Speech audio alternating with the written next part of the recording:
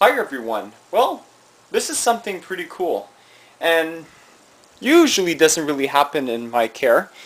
So here I have a Chilobrachys guangxiensis, the Chinese fawn. As you probably saw during the upload of my feeding video that I posted last week, she ate perfectly, right? Well, a couple of days later, I found out that she molted again. So, as you probably see, this was the same molt during my June Arachne tour video, and this is her fresh molt. Believe it or not, molt twice in a 2-month period. For me, it's kind of rare because I don't feed my teas very often compared to most people, but yeah, this is pretty something. So I'm going to try to scoot her out because I do want to show you what a Chilobrachys guangxiensis looks like up close. This is a female, likely to be mature now. So,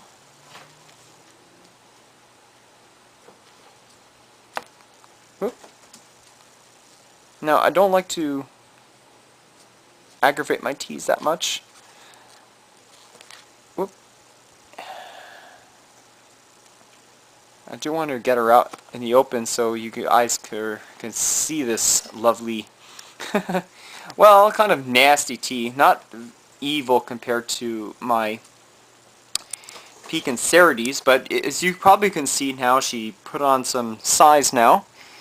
She looks to be around the 5.5 inch mark.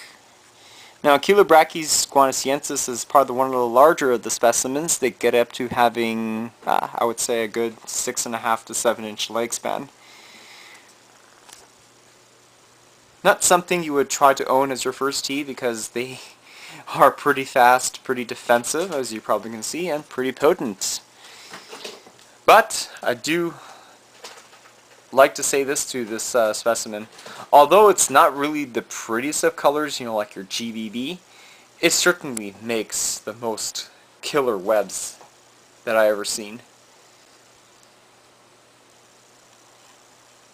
And this is probably why I picked this up. And very fast growing too. 3 years ago she was about an inch, and now she almost quadrupled her size in a period of 3 years.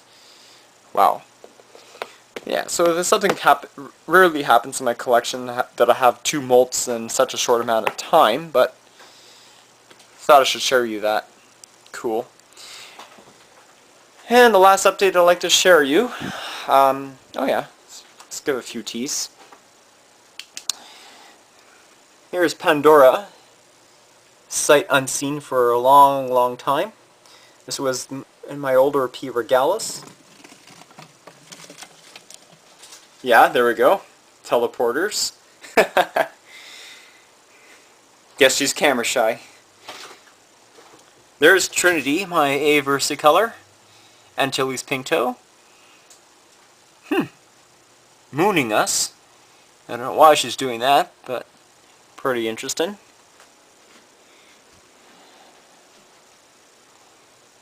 Here's my Haitian brown bird eater, P. guangxiensis, Jezebel.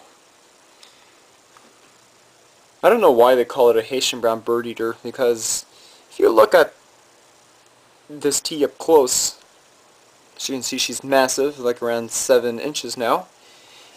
She's got sort of like a bronze pink purple going on all over her body.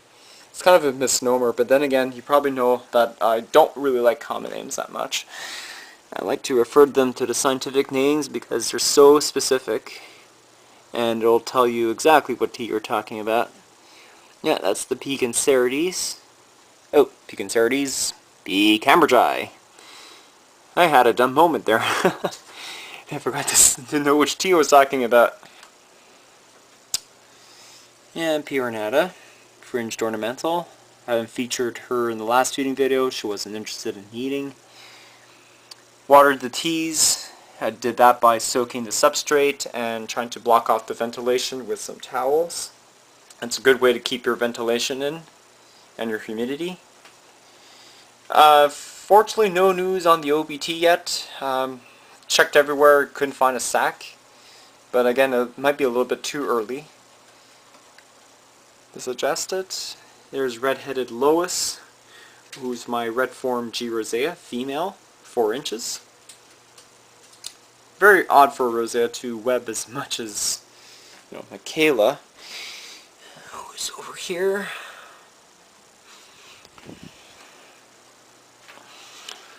Brachypelma albiceps, the Mexican gold red rump. As you can see, she is a female. If you look closely on the abdomen,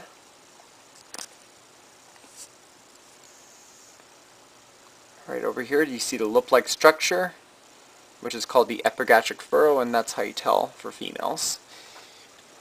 Okay. A. Brocklehursti.